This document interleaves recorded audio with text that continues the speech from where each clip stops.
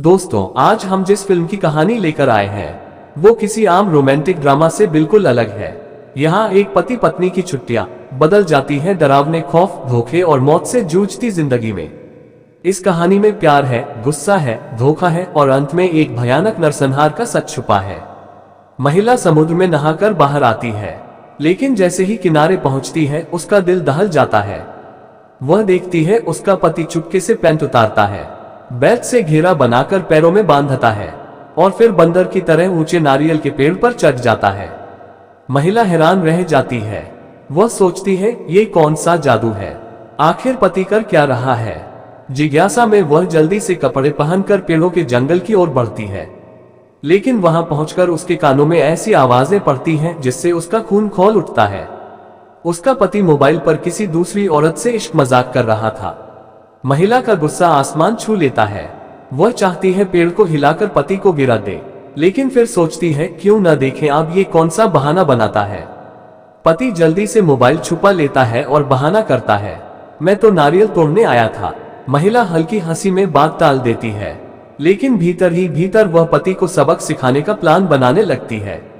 रात होती है, पति आराम से पत्नी के पास लेटकर छुट्टियों का मजा ले रहा है, पर पत्नी चुपचाप उसका मोबाइल उठा लेती है। उसे पता चलता है फोन में अब पासवर्ड लग चुका है, यानी पति का किसी और से गहरा रिश्ता है।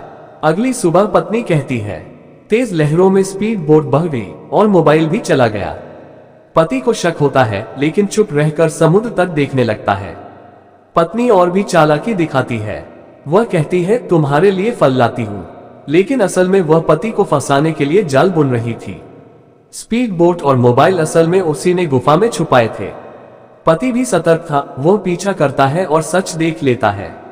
शाम होती है, दोनों रेड वाइन पी रहे हैं। पति देखता है स्पीड बोट की चाबी पत्नी की गर्दन में है।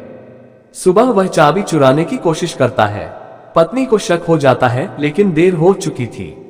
पति स्पीड बोट लेकर जाने ही वाला होता है। पत्नी शांत रहती है क्योंकि उसने पहले ही बोट के साथ छेड़छाड़ कर रखी थी।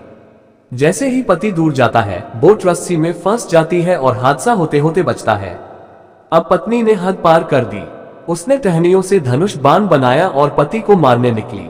पति भागता है, पेड़ों के पीछे छुपता है, नारियल फेंककर ध्यान भटकाता है, पर पत्नी लगातार उस पर तीर साधे रहती है। एक तीर उसके पास से गुजर जाता है, लेकिन वह बच निकलता है। पति अब पलटवार करने का फैसला करता है। वह पत्नी पर लकड़ी की छड़ी से हमला करता है, लेकिन उल्टा खुद पत्नी के जाल में फंसकर पेड़ से उल्टा लटक जाता है।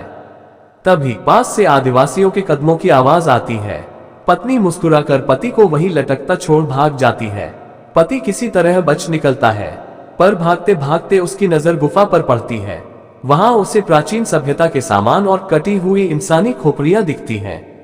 असल में ये द्वीप नरभक्षी जनजाति का ठिकाना था। आदिवासी लोग पत्नी को पकड़ लेते हैं। उसे आग में बलि चढ़ाने की तैयारी होती है, जबकि पति को नाव में डालकर नदी में बहा दिया जाता है।